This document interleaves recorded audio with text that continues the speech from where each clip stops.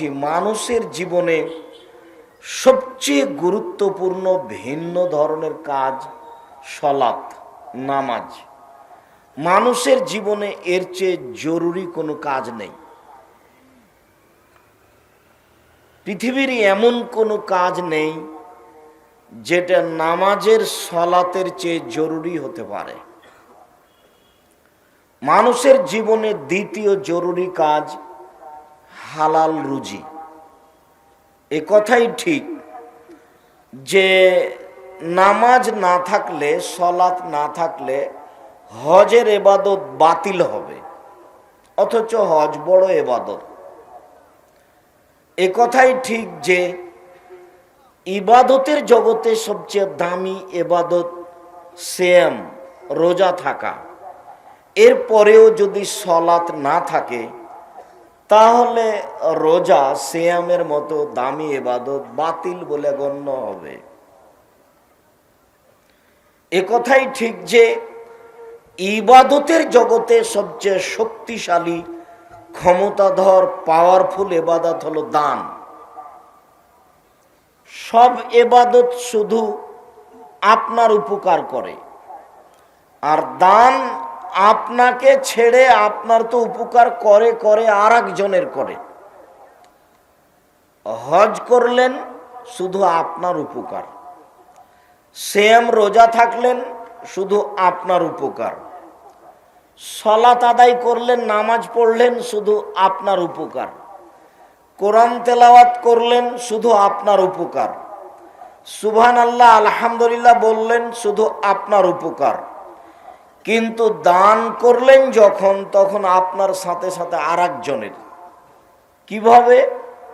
বাপের নামে দান করলেন, নেকি আপনারও হলো, আর বাপের কবরের শাস্তি বন্ধ হয়ে গেল। এ কথা আমি বলিনি, এ কথা মুহাম্মদ সাল্লাল্লাহু আলাইহি সাল্লাম বলেছেন।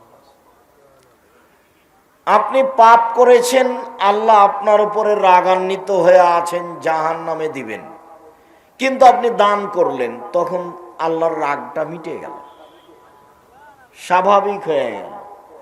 এর নাম দান। আল্লাহর নবী বলছেন যে মানুষের দান পাপকে মিটিয়ে দিতে পারে, পানি যেমন আগুনকে নিভিয়ে দিতে পারে। এত ক্ষমতাধর, শক্তিশালী, পাওয়ারফুল ইবাদত দান, এর পরেও যদি সালাত না থাকে তাহলে দানের মতো ইবাদতটাকে আল্লাহ কি করবেন? কেটে দিবেন, এটা বাতিল। তাহলে বোঝা গেল যে ইবাদতের জগতে সবচেয়ে দামি বা ভিন্ন ধরনের ব্যতিক্রম ইবাদত হলো সালাত। সালাত নাই তো কিছুই নাই। এরপরে হালাল রুজি না যদি না থাকে তো সালাতও নেই। বলেন তো দেখি, সব মিলে সবচেয়ে আগে হলো কোনটা? হিসাবে তো হালাল রুজি হলো। কিছুই না হলে কিছুই হয় না, সালাত না হলে কিছুই হয় না। দেখি এখন হালাল রুজি না হলে সালাতও হয় না। তাহলে ইবাদতের জগতে মানুষের জীবনে দ্বিতীয় গুরুত্বপূর্ণ কাজ হলো হালাল রুজি। এ কথার অর্থ এই নয় যে টাকা কম উপার্জন করতে হবে, নরসিংদী জেলার মতো বেশি টাকা উপার্জন করতে হবে। নরসিংদী জেলার লোকেরা ব্যবসা বাণিজ্য করেন, আর আল্লাহর নবী ব্যবসা বাণিজ্যকে ভালোবেসেছেন। আল্লাহর নবী বলছেন, আত-তাজির আস-সাদিক আল আমিন ইয়াকুনু ইয়াউমাল কিয়ামা মা শুহাদা ওয়াস আম্বিয়া ওয়াস সিদ্দিকিন। সত্যবাদী, বিশ্বস্ত ব্যবসায়ী বিচারের মাঠে নবীগণের সাথে থাকবেন। পক্ষান্তরে জমি চাষকে অপছন্দ করেছেন। আল্লাহ নবী বলছেন জমি চাষ করলে অন্তর শক্ত হয়ে যায়। আবার বলছেন আত-তিজারাত মাল কিদ ওয়াল হালাফ, ব্যবসা করলে মিথ্যা কথা চলে আসে, ব্যবসা করলে কসম চলে আসে। কসম, আল্লাহর কসম, আমি এই দামে কিনেছি, অনিচ্ছায় চলে আসে। তা আল্লাহ রাসূল বলছেন ফুশুবহু বিসাদকা, এটা দান করে ওর ক্ষতিটা পূর্ণ করে দাও। তাহলে আল্লাহ রাসূল ব্যবসার ব্যাপারে অনেক কথা বললেন। কেন? ব্যবসা করেই অসহায় মানুষের উপকার করা যায়, ফকির মিসকিনের উপকার করা যায়। চাকরি করলে তা করা যায় না। চাঁপাইনবাবগঞ্জ, রাজশাহীর মানুষেরা চাকরি করে, যে বেতন মাসে পায় ওটা 25 দিনে শেষ হয়, আর 5 দিন ধার কর্জ করে চলে। আবার যখন পেয়েছে তখন ধার কর্জ পরিশোধ করতে করতে কমে গেছে, আবার 25 দিনে শেষ হয়ে গেছে। তো সারা জীবনটা এভাবে গেল, তো ফকির মিসকিনকে কি দিবে? বাপ মাকে কি দিবে? পয়সা বেশি ইনকাম করবে ব্যবসা করে কোটি কোটি টাকা, ফকির মিসকিনকে দিবে, চাচা চাচিকে দিবে, দেশবাসীকে দিবে, কমে মাদ্রাসায় দিবে, আহাল পরিবারকে খাওয়াবে, ভালো গাড়ি বাড়ি করবে। সব কিছু ঢোকে আছে ব্যবসার মধ্যে। যার কারণে আল্লাহ রাসূল বলছেন, তাওজিরা সাদিকাল আমিন এখনো ইয়াউমুল কিয়ামাল আম্বিয়া শুহাদা ও সিদ্দিকিন, সত্যবাদী বিশ্বস্ত ব্যবসায়ী। সত্যবাদী বিশ্বস্ত মানে আপনার সাথে যে ব্যবসা করে সে নিশ্চিত মনে করে যে এই কাপড় ফাঁকি দিয়ে দিবে না, ভালোটাকে ভালো ভালো বলেই দিবে। যার সাথে আপনার সাথে যারা করে বহির্বিশ্বের, তারা আপনাকে বিশ্বাস করে। আপনি যেটা বলেন সত্য কথা বলেন, মিথ্যা বলেন না। তার নাম হলো সত্যবাদী বিশ্বস্ত ব্যবসায়ী। নবীগণের সাথে থাকবেন। ব্যবসা করেই ইসলাম ধর্মের উপকার করা যায়। সেই দিনের কথা ভুলে গেলেন যেদিন আল্লাহর নবী বললেন তাবুকের যুদ্ধে যেতে হবে, প্রায় 600 কিলোমিটার পথ, টাকা পয়সা নেই, রৌদ্র খুব বেশি, বের হওয়া যায় না, কি করা যায়? তো উমার কি করা যায়? তো উমার বললেন, ঠিক আছে আমি আমার অর্থ সম্পদ অর্ধেক দিলাম। মনে মনে বললেন, আজ আবু বকর সিদ্দিক রাদিয়াল্লাহু তাআলা আনহুকে ঠগিয়ে দিব। তো আবু বকর সিদ্দিক, আপনি কি করবেন? আচ্ছা ঠিক আছে, আল্লাহকে আর আপনাকে বাড়িতে রেখে যা আছে সবই দিলাম। এতে কিন্তু ভ্যান ভাড়াও হবে না। কিন্তু উনি যা বলেছেন এই বাক্য ডিঙ্গিয়ে পৃথিবীর মানুষ আর কেউ আগে যেতে পারবে না, এই পথ বন্ধ। তখন ওমর বললেন, আজ যখন পারিনি, জীবনে আর কোনোদিন অন্তত আবু বকর সিদ্দিককে নেকি করে পারবো না। এখনো কিন্তু টাকা পয়সা কিছুই হয়নি, এদিকে কিছু হবে না। উসমান, আল্লাহর নবী, যত মানুষ যাবে তাবুকের যুদ্ধে তার অর্ধেকের যাতায়াত খরচ, খাওয়া খরচ আমি দিব। মানুষ ছিল 30,000, তাহলে তিনি 15,000 মানুষকে 15,000 উট দিবেন, আর 3 মাসের খাওয়া খরচ দিবেন। নরসিংদী জেলার এমন কোনো মানুষ নেই যে রাজি হতে পারে যে 3 মাস আমি 15,000 মানুষকে খাওয়াবো। আব্দুর রাজ্জাক সাহেব কি বলেন? 3 মাস কেন, একদিনের বের করেন। 15,000 মানুষ একদিন খাওয়াবে, কঠিন। এর নাম ধনী, এর নাম ব্যবসায়ী। সৌদি আরবে তখন তিনি ছিলেন সবচেয়ে বড় ব্যবসায়ী, আর মূল ব্যবসা ছিল উট। ইবাদতের জগতে মানুষের জীবনে সবচেয়ে গুরুত্বপূর্ণ ইবাদত হলো হালাল রুজি। মানুষের জীবনে তৃতীয় জরুরি কাজ হলো কোরআন তেলাওয়াত। এই কথা নিয়ে কথা এসেছে, কোরআন তেলাওয়াত। এই বিশাল কোরআন মাজিদে কি আছে না পড়লাম না বুঝলাম। তো আছে জাহান্নাম জান্নাতের আলোচনা, সেইটা একটু বলবো। মানুষের জীবনে চতুর্থ জরুরি কাজ, 2 জন যেখানে বসে আছে সেখানে না বসা, মানে আড্ডা না পিটা। দোকানে বসে, টিভির সামনে বসে ল্যাংটা মেয়ে দেখে অন্তর কলিজা ঠান্ডা করে, চক্ষু ঠান্ডা করে আরেকজনের বদনাম না করা। টিভির সামনে বসে উলঙ্গ নগ্ন মেয়েকে দেখে কলিজা ঠান্ডা করে চক্ষু জুড়িয়ে আরেকজনের বদনাম করে তা জাহান্নাম কিনে নেওয়া ভালো নয়। না বসলেও চলে। কই আমরা তো কোনো দিন দোকানের সামনে বসিনি, কোনো দিন নয়। আছি তো আমরা, চলছে তো। আমি আমার জীবনে কোনোদিন বসিনি। আমি তো চায়ের স্টলে কোনোদিন বসে চা পান করিনি। আমার মা বাড়ি থেকে বের হওয়ার সময় বলতেন, দোকানে বসিও না, প্রাইভেট পড়ায় না, দাওয়াত খায়ও না, কাউকে বন্ধু হিসাবে গ্রহণ করিও না। এই 4টা কথা বলতেন। তো আমরা আগে থেকে এইটা করার চেষ্টা করি, অন্তত দোকানপাটে বসি না। আর আপনি কেন যে আড্ডা পিটেন, দোকানে বসে চা খানার গল্প করেন, মানুষের বদনাম করেন? বদনাম যে খুব খারাপ কাজ। যদিচ মৌলানা সাহেবের বদনাম ছাড়া চলেই না, আপনার তো চলে না, চলেই না। মৌলানা সাহেবকে দিয়ে জাহান্নাম উদ্বোধন হবে, তা কি জানেন?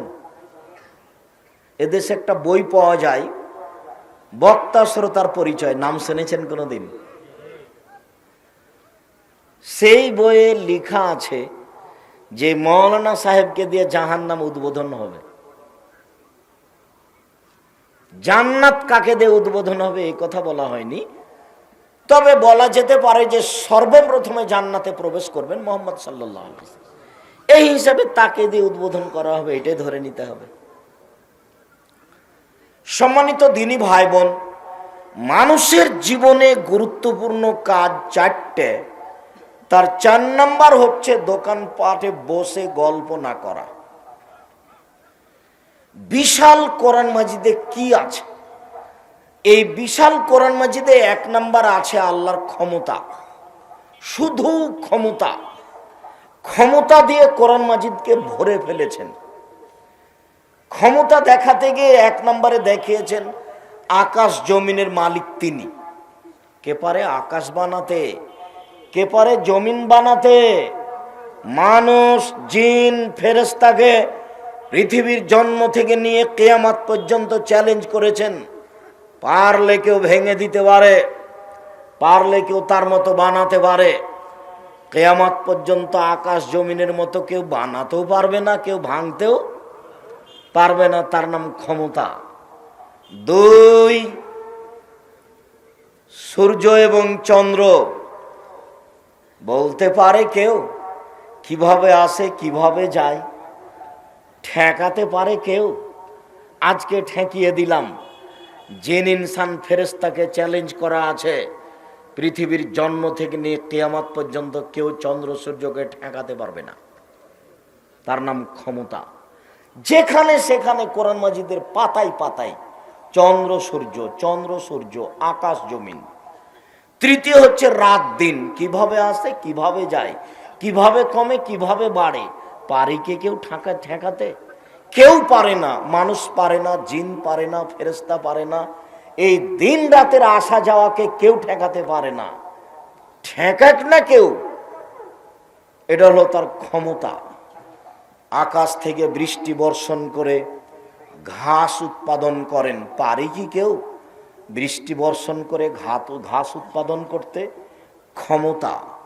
ক্ষমতা দেখাতে গিয়ে বলেছেন, আমি আদ সামুদকে মেরে দিয়েছি, নমরুদকে মেরে দিয়েছি, ফেরাউনকে ডুবিয়ে দিয়েছি, কেউ আমার বিচার করতে পারেনি। তারা এত শক্তিশালী জাতি ছিল, আল্লাহ নিজে বলছেন লাম ইউখলাক মিসলুহা ফিল বিলাদ। তাদের মতো শক্তিশালী জাতি আল্লাহ পৃথিবীর কোন দেশে কখনো সৃষ্টি করেননি। আদ সামুদ এত শক্তিশালী ছিল, একেবারে ঝড় বৃষ্টি দিয়ে, সেই ঝড় বৃষ্টির বাতাসের নাম হচ্ছে রিহে সরসার। একেবারে একাকার করে দিয়েছে। ওই বাতাস মানুষের হাতে ছিল না, ফেরেশতার হাতে ছিল না, আল্লাহর নিজস্ব হুকুমে চলছিল। যেখান দিয়ে গেছে গাছপালা, বাড়ি ঘর, লোহা লাক্কড় পাথর সব কেটে চলে গেছে। তার নাম রিহে সরসার। ক্ষমতা দেখাতে গিয়ে দেখিয়েছেন আদ সামুদ মেরে দিয়েছি, বিচার করতে পারিনি। এই হলো 1 নাম্বার আলোচনা কোরআন মাজিদে। কোরআন মাজিদের 2 নাম্বার আলোচনা হচ্ছে গাফুর, রাহিম, রহমান, অদুদ। পাতায় পাতায় যেখানে সেখানে এক পাতাতে 2 বার 3 বার গাফুর, রাহিম, রহমান, গাফুর, রাহিম, রহমান, অদুদ, রউফ, এইভাবে একেবারে কোরআন মাজিদকে ভরে ফেলা আছে। 3 নম্বরে আছে কিছু বিধান। চুরি করলে হাত কাটা যাবে, সালাত আদায় করতে হবে, সিয়াম পালন করতে হবে, যাকাত দিতে হবে। এই 4 নম্বরে আছে এরই ফাঁকে ফাঁকে জাহান্নাম জান্নাতের আলোচনা। বলেন তো কয়টা জিনিস আছে? কয়টা আছে কোরআন মাজিদে আলোচনা? মূলত 4টে। 1, ক্ষমতা। ক্ষমতা দেখাতে গিয়ে সর্বপ্রথমে কি দেখিয়েছেন? আকাশ জমিন। ক্ষমতা দেখাতে গিয়ে দ্বিতীয় কি দেখিয়েছেন? চন্দ্র সূর্য। ক্ষমতা দেখাতে গিয়ে তৃতীয় কি দেখিয়েছেন? দিন রাত। ক্ষমতা দেখাতে গিয়ে চতুর্থ কি দেখিয়েছেন? বৃষ্টি বর্ষণ, ঘাস গজানো। ক্ষমতা দেখাতে গিয়ে পঞ্চম কি দেখিয়েছেন? মেরে দিয়েছি, বিচার করতে পারেনি কেউ, মামলা করতে পারেনি। আব্দুর রাজাক সাহেব কবি নজরুল ইসলামের আর ঠাকুরের মানের হানি করেছেন, তাই 5,000 কোটি টাকার মামলা। তা আমি যখন কোর্টে দাঁড়ালাম তো জজ বলছেন আপনি পিস টিভির আলোচক, বলে জি, তা আপনার মামলা খারিজ করে দিলাম। তো এখন এটা দুনিয়াবি ব্যাপার, কেউ মামলা করতে পারে না। আবার আল্লাহ বলছেন ওয়ালা ইয়াখাফু উকবাহা, পরোয়া করে না কেউ বিচার করতে পারবে, ভয় করেন আল্লাহ। আদ সামুদকে মেরে দিয়েছেন, ওয়ালা ইয়াখাফু উকবাহা, ফলাফলের ভয় করেন না, কি হবে? আদ সামুদকে মেরে দিলে কি হবে? মেরে দিয়েছি, ফেরাউনকে ডুবিয়ে দিয়েছি, পারে না কেউ বিচার করতে। তার নাম ক্ষমতা। ওয়ালা ইয়াখাফু উকবাহা, ফলাফলের পরোয়া করেন না, কি হবে? আদ সামুদকে মেরে দিয়েছি, করুক না বিচার কেউ। ফেরাউনকে ডুবিয়ে দিয়েছি, করুক না বিচার কেউ। নমরুদকে ক্ষুদ্রত মাছি দিয়ে মেরে ফেলেছি, বিচার করুক না কেউ পারলে। যুগের পর যুগ, শতাব্দীর পর শতাব্দী চলছে, কেউ বিচার করতে পারে না। তার নাম ক্ষমতা। এটাই আছে মূলত কোরআন মাজিদে। 2 আছে গাফুর, রহমান, রাহিম। 3 আছে কিছু বিধান, সালাত আদায় করতে হবে, যাকাত দিতে হবে, সিয়াম পালন করতে হবে। 4 আছে এরই ফাঁকে ফাঁকে কিসের আলোচনা? জাহান্নাম জান্নাত। আজকের আলোচনা জাহান্নামের আলোচনা, জাহান্নামের পরিচয়। এই ছেলে, আমিও অনেক দূর থেকে এসেছি, আপনিও খুব ভালোবাসা দেখিয়ে কষ্ট করে এসেছেন। দয়া করে কিছুক্ষণ অপেক্ষা করুন, আপনার আমি কিছু না কিছু উপকার করবই করব ইনশাআল্লাহ। দোকানপটে বসে সময় কাটায়েন না, আর ঢং ঢং করে আসলেন আবার চলে যাচ্ছেন, এতে কি হবে? বাড়িতে গিয়ে টিভি চালু করে কিছু সময় কাটাবেন, এতে কি হবে? নোংরামি ত্যাগ করে ধৈর্যের পরিচয় দিয়ে কিছুক্ষণ অপেক্ষা করেন, আমিও আপনার সাথে আছি। জাহান্নামের আলোচনায় প্রারম্ভের আলোচনা হবে জাহান্নামের পরিচয়,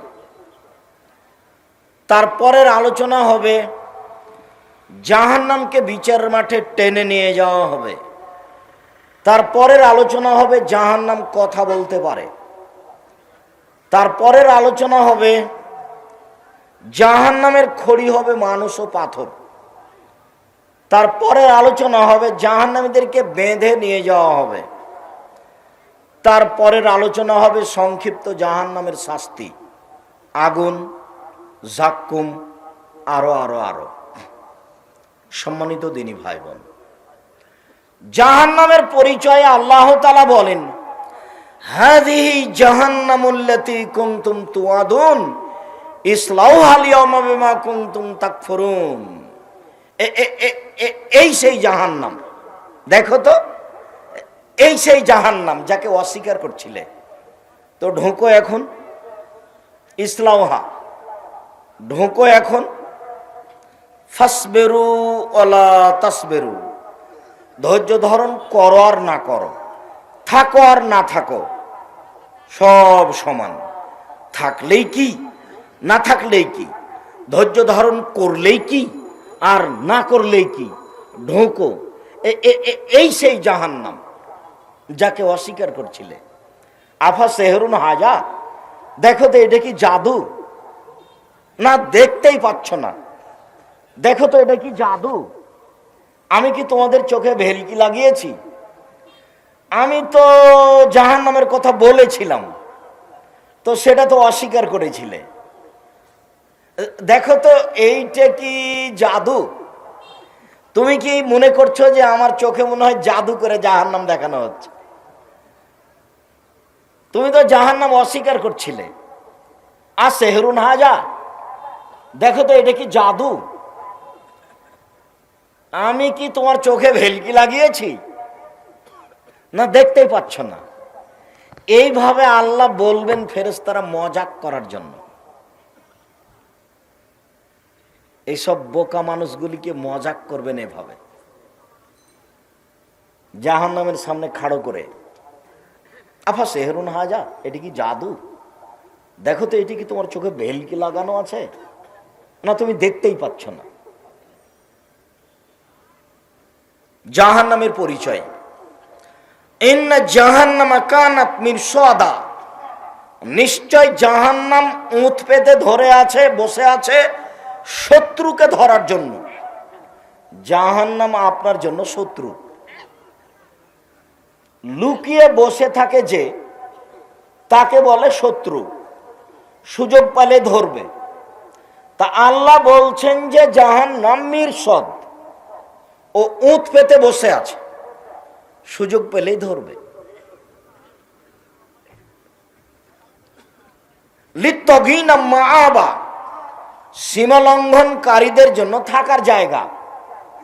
জোর করে জমি দখল করেছে, পিটিয়ে নেতা হয়েছে, ক্ষমতা দেখিয়ে দোকান দখল করেছে, ক্ষমতা দেখিয়ে নিঃস্ব মানুষকে সরিয়ে দিয়েছে, দাপটে চলেছে পৃথিবীতে। এদের থাকার জায়গা জাহান্নাম। মানুষে বলে জোর যার মুল্লুক তার, এখন বলতে হবে জোর যার জাহান্নাম তার। আমাদের চাঁপাইনবাবগঞ্জে বলে জোর যার মুল্লুক তার, ক্ষমতার যার দেশ তার। তো বলতে হবে যে ক্ষমতার যার জাহান্নাম তার। জোরের ফলাফল হলো জাহান্নাম। এ কথা আমি বলিনি, এটা আল্লাহ বলছে। ধরে শতাব্দীর পর শতাব্দী থাকবে। জাহান্নামের পরিচয়, ফাম্মা মান খাফফাত মাওয়াজিনুহু, বিচারের মাঠে যার নেকির পাল্লা হালকা হবে, পাপ আর নেকি ওজন হবে। হিন্দুদের দাঁড়ি পাল্লা হবে না, ইহুদিদের হবে না, খ্রিস্টানের হবে না, যারা ধর্মকে মানেনি তাদের দাঁড়ি পাল্লা হবে না। ওদের পাপ নেকি ওজন নেই, আপনারটা হবে। বিচারের মাঠে নেকির পাল্লা যার হালকা হবে। আচ্ছা বলতে পারেন নেকির পাল্লায় সবচেয়ে ভারী নেকি কোনটা?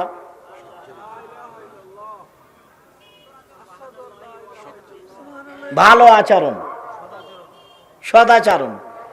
ওইটা হলো ওজনে দেখানোর জন্য, কিন্তু ওজনের নেকি হিসেবে যেটা উঠবে সেটা হলো সবচেয়ে ভারী নেকি হলো ভালো আচরণ।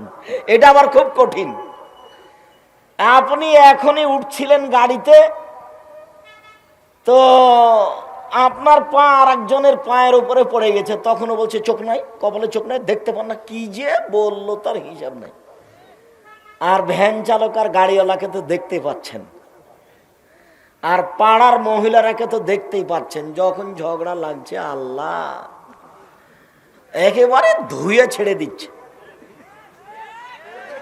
আর স্বামী স্ত্রী তো আছেই, খালি ফতোয়া যে হুজুর রাগ করে বউকে 3 তালাক দিয়েছি, কি করতে হবে? বলছে অমুক অমুক তো আমাকে একদিনের জন্য বিবাহ দিতে বলেছে, এক রাতে বিবাহ দিয়ে বউকে ওর কাছে রেখে সকালেও তালাক দিয়ে দিবে, তখন আমি নিব। তো এইটা বলছে নাউজুবিল্লাহ মিন জালিক, কি করব হুজুর, আপনার কাছে এসেছি। বলে এক বৈঠকে রাগে আমার বুদ্ধি ছিল না, রাগে আমি 3 তালাক দিয়েছি। রাগ করে বউকে 3 তালাক দিবেন কেন? তালাক শব্দ মুখে কেন? ধৈর্যের পরিচয় দেন, আরো মন খারাপ হলে 2-1 লাঠি লাগান। তালাক শব্দ মুখে কেন? হাজলহুন্না জিদ্দুনা জিদ্দহুন্না জিদ্দুন। রাগ করে বললেও তালাক হবে, মজাক করে বললেও তালাক হবে। মজাক করে যদি বলেন তোমাকে তালাক দিয়ে দিলাম, তালাক হয়ে গেছে। রেগে একবারে অনেক আগুন হয়ে গেছেন, তারপরে তালাক দিয়ে দিয়েছেন, তালাক হয়ে যাবে। জিদ্দহুন্না জিদ্দুনা হাজলহুন্না জিদ্দুন। রাগ করে বললেও তালাক, মজাক করে বললেও তালাক। তালাক শব্দ ব্যবহার করবেন না।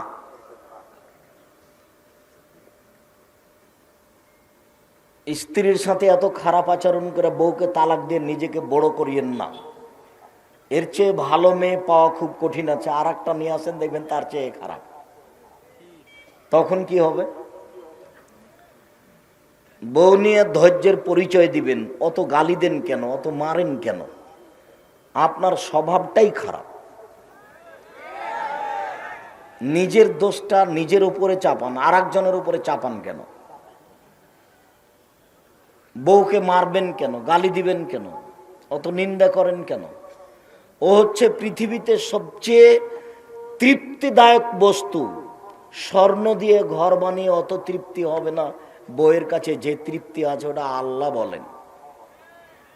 কোটি টাকা মাসে ইনকাম করে অত তৃপ্তি হবে না। স্ত্রীর কাছে যত তৃপ্তি আছে এ কথা আল্লাহ বলেন।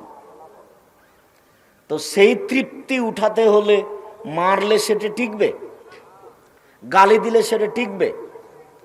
তালাক দিলে সেটা টিকবে? সম্মানিত দিনী ভাই বোন, এই ছেলে,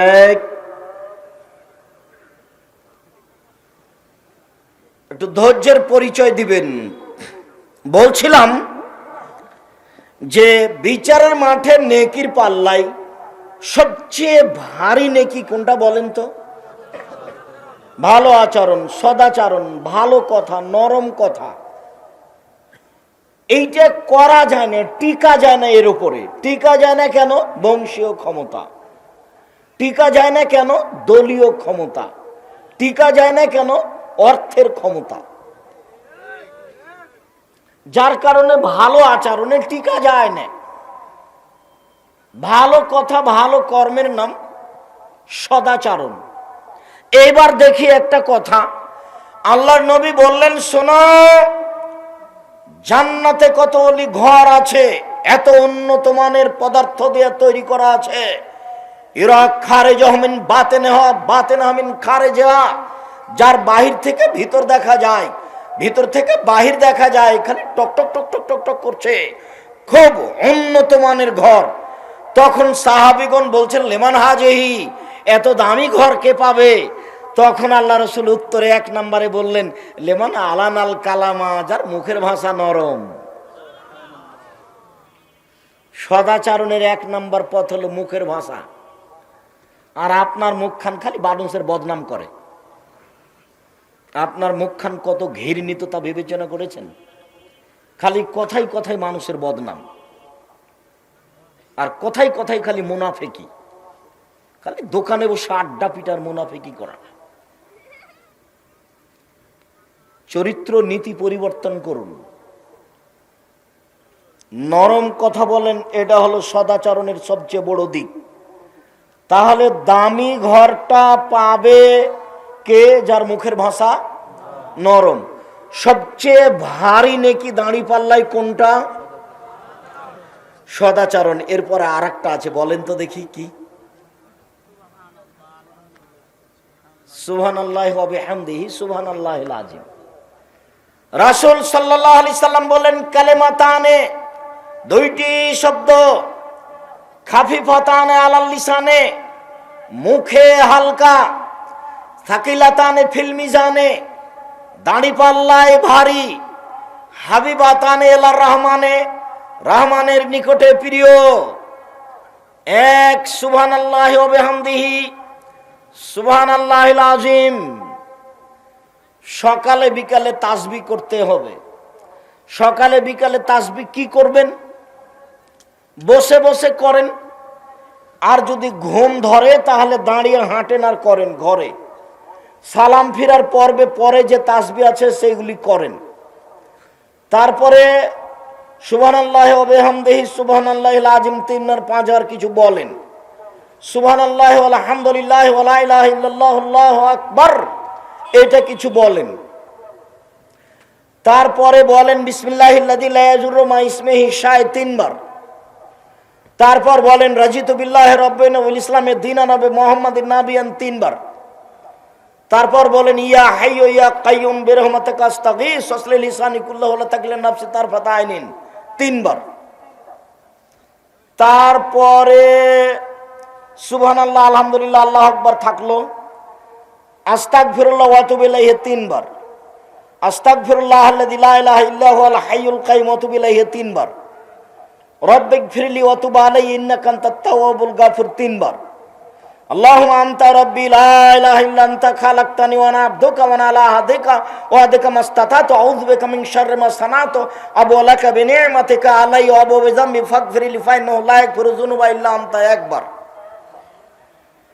এরপরে সূরা নাস 3 বার, সূরা ফালাক 3 বার, সূরা ইখলাস 3 বার, আয়াতুল কুরসি 1 বার, সূরা বাকারার শেষ 2 আয়াত 1 বার, আলে ইমরানের শেষ রুকুর প্রথম 5 আয়াত, ইন্না ফি খালকিস সামাওয়াতি ওয়াল আরদ ওয়াখতিলাফিল লাইলি ওয়ান নাহার লায়াতিল লিউলিল আলবাব আল্লাযীনা ইয়াযকুরুনাল্লাহা কিয়ামান ওয়া কুউদা, এটা হলো 1 বার। আর ফজরের তাসবিতে সূরা কাহাফের প্রথম 10 আয়াত 1 বার। এরপরে রব্বানা আতিনা ফিদ দুনিয়া হাসানাতাও ওয়া ফিল আখিরাতি হাসানাতাও 3 বার। রব্বানা যালামনা আনফুসানা ওয়া ইল্লাম তাগফির লানা ওয়া তারহামনা লানাকুনান্না মিনাল খাসিরিন 3 বার। রব্বি ইন্নী যালামতু নাফসি 3 বার। রব্বিগফির ওয়ারহাম ওয়া আনতা খায়রুর রাহিমিন 3 বার। রব্বি আন্নী মাগলুবুন ফান্তাসির 3 বার। হাসবুনাল্লাহু নি'মাল ওয়াকিল নি'মাল মাওলা নি'মান নাসির 3 বার। লা ইলাহা ইল্লা আনতা সুবহানাকা ইন্নী কুনতু মিনাজ জালিমিন 3 বার। রব্বির হামহুমা কামা রাব্বায়ানি সাগীরা 3 বার। আপনার একটা আমি ওজিফা দেখাচ্ছি এমনিতেই। তারপরে রব্বিগফিরলি ওয়া লিওয়ালিদাইয়া, এটা 3 বার। আল্লাহুম্মা গফিরলি আবি উম্মি ওয়ারফা দারজাতাহু ফিল মাহদিন ওয়াবসালহু ফি কবরিহি ওয়া নাব্বিরলাহু ফিহি 3 বার। এরকম একটা আপনি সকাল সন্ধ্যার জিকির নিজের জন্য বাছাই করে নিন। আল্লাহুম্মা আজরিনি মিনান নার 3 বার, এটা শেষে বলবো আজকের আলোচনায় ইনশাআল্লাহ। আল্লাহুম্মা আজরিনি মিনান নার 3 বার, আল্লাহ তুমি আমাকে জাহান্নাম থেকে বাঁচাও। আল্লাহুম্মা আজরিনি মিনান নার, আল্লাহ তুমি আমাকে জাহান্নাম থেকে বাঁচাও। আল্লাহুম্মা আজরিনি মিনান নার, আল্লাহ তুমি আমাকে জাহান্নাম থেকে বাঁচাও। 3 বার যদি এই কথা বলেন তখন পাল্টা আবার জাহান্নাম বলবে আল্লাহুম্মা আজরিনহু মিনান নার, আল্লাহ তুমি ওকে জাহান্নাম থেকে বাঁচাও। আল্লাহ তুমি ওকে জাহান্নাম থেকে বাঁচাও। আল্লাহ তুমি ওকে আমার ভিতরে দিও না। আপনি এইভাবে বললে জাহান্নাম ওইভাবে বলবে। এই কথা আমি বলিনি, এগুলো মুহাম্মদ সাল্লাল্লাহু আলাইহি সাল্লাম বলেন। জাহান্নামের পরিচয়, বিচারের মাঠে যার নেকির পাল্লা হালকা হবে, ফাম্মুহু হাবিয়া, তার থাকার জায়গা হবে অতীব গভীর গহ্বর হাবিয়া। ওমা আদরাকা মা হিয়া, মুহাম্মদ সাল্লাল্লাহু আলাইহি সাল্লাম আপনি বলতে পারেন হাবিয়া নামক গভীর গহ্বরের পরিচয়, হাবিয়া নামক জাহান্নামের পরিচয় আপনি দিতে পারেন? আমি বলি নারুন হামিয়া, তা হচ্ছে জ্বলন্ত উত্তপ্ত আগুন। জাহান্নাম বলতে আগুনের খণ্ডকে বোঝানো হয়, জাহান্নাম বলতে আগুনের টুকরা। আল্লাহ তাআলা বলেন কাল্লা লা ইউমবাদান্না ফিল হুতামা, অবশ্যই তাকে চূর্ণ বিচূর্ণকারী হোতামা নামক জাহান্নামে নিক্ষেপ করা হবে। আমা আদরাকা মাল হোতামা, মুহাম্মদ সাল্লাল্লাহু আলাইহি সাল্লাম, আপনি কি বলতে পারেন চূর্ণ বিচূর্ণকারী হোতামা নামক জাহান্নামের পরিচয়? আপনার কি জানা আছে এই জাহান্নামের পরিচয়? আমি বলি, নারুল্লাহিল মুকাদা, তা হচ্ছে জ্বলন্ত উত্তপ্ত আগুন। সাউসলিহে সাকার, আমি তাকে সাকার নামক জাহান্নামে নিক্ষেপ করব। আমাদরাকা মা সাকার, মুহাম্মদ সাল্লাল্লাহু আলাইহি সাল্লাম, আপনি বলতে পারেন সাকার নামক জাহান্নামের পরিচয়? আপনার কি জানা আছে সাকার নামক জাহান্নামটি কি? আমি বলি, লা তুবকি ওয়ালা তাজার, সাকার এমন একটি জাহান্নাম যে জাহান্নাম মানুষকে ছাড়বেও না, যে জাহান্নাম মানুষকে মারবেও না, তার নাম জাহান্নাম। আল্লাহ অন্য জায়গাতে বলেন, লা ইয়ামুতু ফিহা ওয়ালা ইয়াহইয়া, জাহান্নাম এমন একটি জায়গা যেখানে মানুষ মরবেও না, যেখানে মানুষ বাঁচবেও না। আল্লাহ তাআলা অন্য জায়গাতে বলেন, ওয়ায়াতিহিল মাউতু মিন কুল্লি মাকানিন ওয়া মা হুয়া বিমাইয়াত, জাহান্নাম এমন একটি জায়গা যেখানে মানুষকে তার মরণ চতুর্দিক থেকে ঘেরে ধরবে, কিন্তু ও মরবে না, তার নাম জাহান্নাম। সম্মানিত দিনী ভাই বোন, আমি আপনাকে কোরআন মাজিদ থেকে জাহান্নামের পরিচয় দেখাচ্ছিলাম, একটু রাসূল সাল্লাল্লাহু আলাইহি সাল্লামের মুখ থেকে জাহান্নামের পরিচয় দেখা। এই ছেলে, আর একজনের গায়ে হাত দিয়ে দাও, বসে আছো? তোমার পাশে আর একজন কি ঘুমিয়ে আছে? ইচ্ছা করলে আপনি কালকে আমাকে ডেকে উপস্থিত করতে পারবেন না, এটা সহজ নয়। কাজেই সময়কে একটু মূল্যায়ন করেন। যারা এসেছে ঢং ঢং করে গল্প করতে করতে আবার ঢং ঢং করে চলে গেছে, নিজেকে তার মতো মনে করিয়েন না। সময়ের দাম আছে।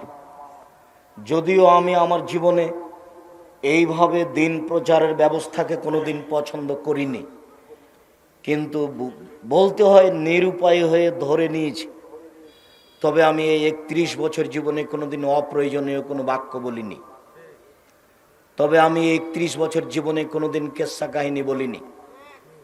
তবে আমি 31 বছর জীবনে কোনোদিন মানুষের কাছে পথ খরচ পাতেও চাইনি। তারপরে আমার ভিতরে সন্দেহ কাজ করে, মানুষ যে টাকা পয়সা আমাকে দিয়েছে, এটা কি বিচারের মাঠে আমাকে জবাব দিতে হবে? যদি জবাব দিতে হয় তখন কি হবে? যার কারণে দু একটা টাকা পয়সা এখন যা পাই তা প্রায় প্রতিষ্ঠানে খরচ করি, যে দুটা মিলে যদি বাঁচা যায়।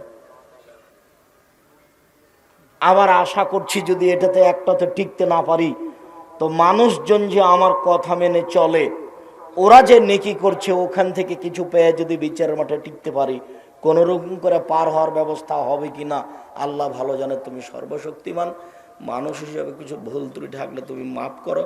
তোমাকে বিশ্বাস করি, ইন্নাকা আলা কুল্লি শাইইন কাদির, তুমি সর্বশক্তিমান। মানুষ হিসাবে দীর্ঘ 31 বছর ধরে দিনের নামে যেটুকু বললাম সেটুকু আমি সত্য বলে বলেছি।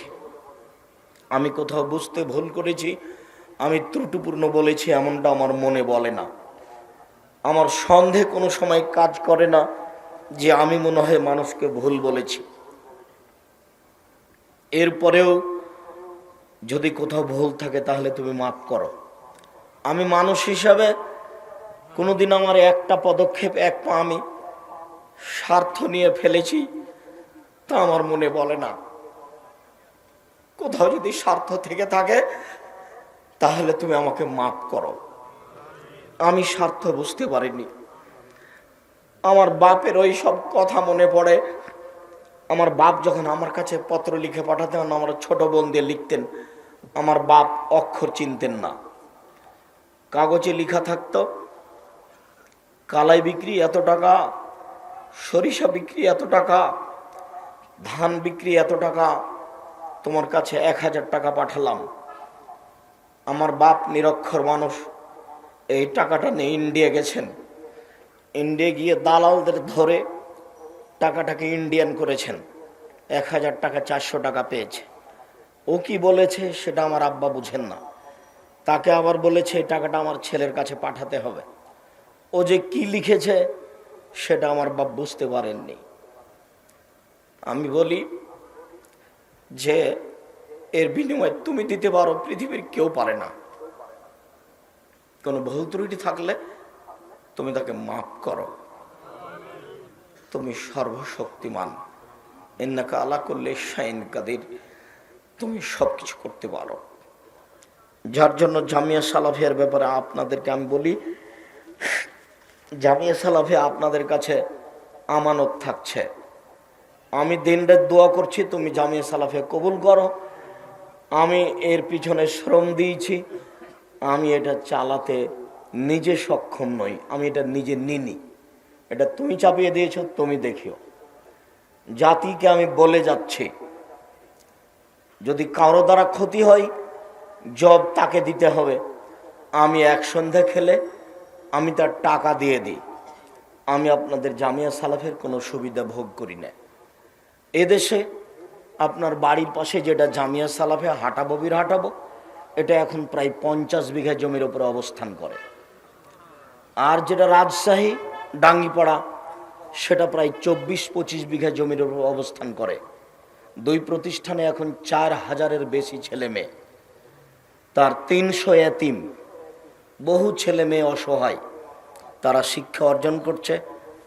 আপনাদেরকে আমি সহযোগিতার কথাটা বলিনি, দোয়া করতে বলেছি। আপনার বাড়ির পাশে যেটা হাঁটাবো বিরহাবাটাও, এতে মসজিদের জন্য জমি ক্রয় করেছি 200 শতক, যার একতলাতে মুসল্লি সালাত আদায় করতে পারবে 10,000 একসাথে। মসজিদের জন্য জমি রেডি। ভারত, বাংলাদেশ, পাকিস্তানে আহলে হাদিসের সঠিক আকীদার সবচেয়ে বড় মসজিদ ইনশাআল্লাহ আপনার বাড়ির পাশে। মানুষের হাতে একে ঠেকানোর কোনো পথ নেই। যার কারণে বলছি দোয়া করেন ওপরওয়ালা করুক, তাহলে করা সহজ। আর আমরা যদি করতে যাই তাহলে এটা সহজ নয়। ওই করুক, কাকে দিয়ে করবে সে জানে। আমি মানুষ হিসাবে আপনাকে বলেছি যে আপনার 10টা টাকা ছাড়া জামিয়া সালাফের কোনো কাজ হয়ে যাক, এটা আমি চাই না। কেন? পতিতালয়ের মহিলা যদি কুকুরকে পানি পান করে জান্নাত পেতে পারে, তাহলে জামিয়া সালাফিয়াতে আপনার 10টা টাকা দানের বিনিময়ে আপনার জান্নাত হতে পারে, এটা আমার দৃঢ়তা কাজ করে। কেননা আমি এর পিছনে কোনো স্বার্থ বুঝতে পারি না, কোনো অপছন্দ পরিকল্পনা বুঝতে পারি না, কাউকে ছোট করা, কাউকে খাটো করা কোনো পরিকল্পনা বুঝতে পারি না।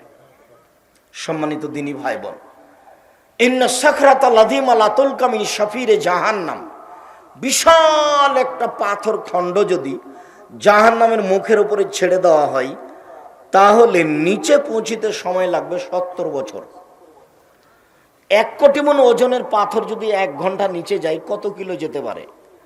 যদি 24 ঘন্টা নিচে যায় কত কিলো যেতে পারে? একটু পানি দিয়ে তো। যদি 1 মাস নিচে যায় কত যেতে পারে? যদি 1 বছর নিচে যায় কত যেতে পারে? 70 বছর যদি নিচেতে যেতে থাকে, তাহলে জাহান্নাম কত গভীর।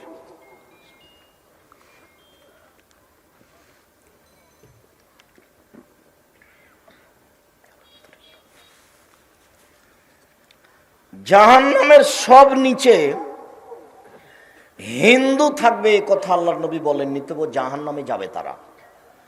ইহুদি খ্রিস্টান থাকবে, এ কথা বলেননি, তবে তারা জাহান্নামে যাবে। বলেছেন যারা মুনাফিক, যারা দোকানে বসে আড্ডা পিটে মানুষের বদনাম করে, এর কথা ওকে লাগে, ওর কথা একে লাগে, ওরা যাবে। জাহান্নাম জান্নাতের দরজায় যদি একসাথে মানুষ জিন ফেরেশতা একসাথে ঢুকে, তো দরজায় ঢুকতে অসুবিধা হবে না। জাহান্নামের পরিচয় আমি কি দিয়ে দিতে পারি? মানুষের বিবরণ দি জাহান্নামের, তাহলেও কিছু বোঝা যাবে। রাসূল সাল্লাল্লাহু আলাইহি ওয়াসাল্লাম বলেন, ইন্না গিলজা জিলদে জাহান্নাম ইসনানে আরবাউনা জেরা, জাহান্নামীর গায়ের চামড়া হবে 42 হাত মোটা। অন্য জিরসাউ মিসলু উহুদিন, ওর দাঁত হবে উহুদ পাহাড়ের সমান। উহুদ পাহাড় হলো 4 কিলোমিটার প্রশস্ত, 8 কিলোমিটার লম্বা। নিচে কত আছে তা মানুষ জানে না। রাসূল বলছেন ওয়াইন্না ফাকে জবাই মিসলু বাইজা, জাহান্নামের উরু রান হবে বাইজা পাহাড়ের মতো। বাইজা পাহাড় হচ্ছে 39 কিলোমিটার লম্বা। অন্য মাজলিস মিন জাহান্নাম বাইনা মক্কা ওয়াল মদিনা, একজন জাহান্নামীর বসার জায়গা হবে 450 কিলোমিটার। বাইনা মানকেবাইল কাফির লিরাকিবিল মুসরির সালাসা আইয়াম, একজন জাহান্নামীর ডান কাঁধ থেকে বাম কাঁধে পৌঁছিতে একটা দ্রুতগামী ঘোড়াকে 3 দিন সময় লাগবে। পৃথিবীর জন্ম থেকে নিয়ে কিয়ামত পর্যন্ত যত মানুষ এসেছে, যত মানুষ আছে, যত মানুষ আসবে, সবার প্রতি 1999 জন লোক জাহান্নামে যাবে। একজনের বসার জায়গা যদি 450 কিলোমিটার হয়, প্রতি 1999 জন লোক যদি জাহান্নামে যায়, তাহলে জাহান্নাম কত বড়।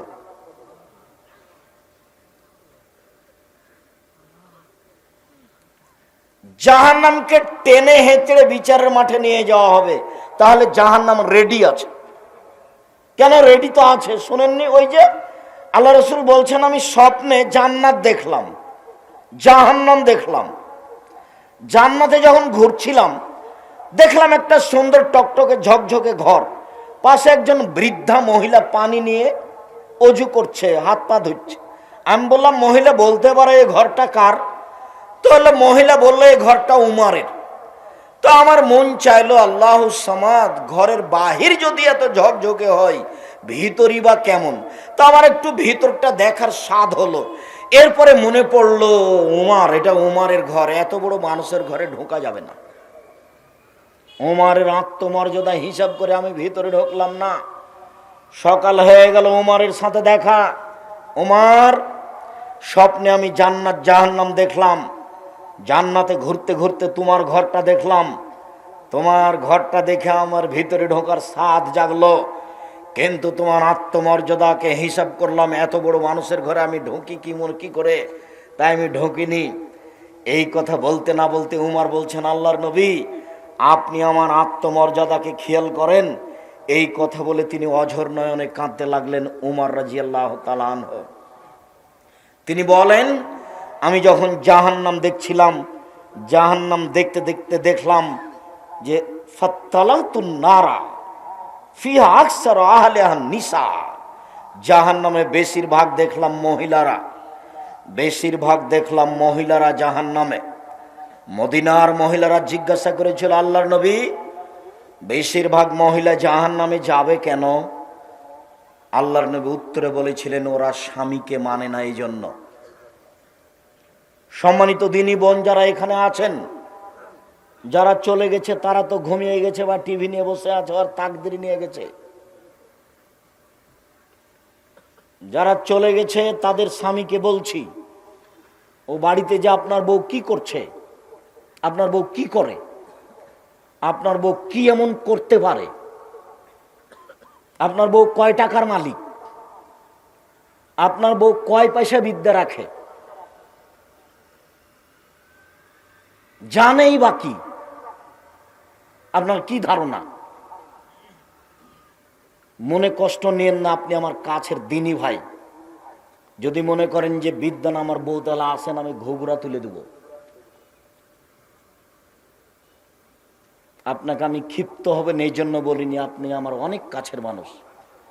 আপনাকে আর আপনার স্ত্রীকে সামনে রেখে আমি এসেছি, কিছু কথা বলবো এই জন্য। আপনি দাম দিবেন না মানে? আপনাকে আমি অনেক ভালোবাসি, আপনি আমাকে যতটুকু ভালোবাসেন তার চেয়ে আমি আপনাকে বেশি ভালোবাসি। আমি কোনোদিন কেচ্ছা কাহিনী বলিনি, কেচ্ছা কাহিনী বলতে আসিনি। আপনি আসবেন আর চলে যাবেন, তা তো আমি পছন্দ করি না, আর আমি সারা রাত বক্তব্য দিই না। আমি আব্দুল্লাহ বিন ফজল রাহিমাহুল্লাহ নই, আমার কাছে অত বিদ্যা নেই, আমি বক্তব্য দিতে দিতে ফজর করতে পারি না।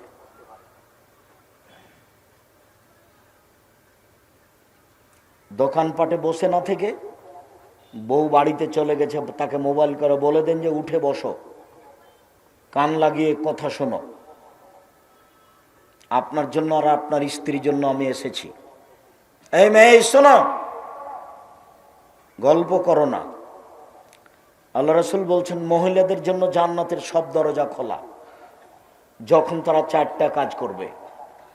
এক 5 ওয়াক্ত সালাত আদায় করবে, 2 রমজান মাসে সিয়াম রোজা থাকবে, 3 স্বামীকে মেনে চলবে, 4 জেনায় লিপ্ত হবে না।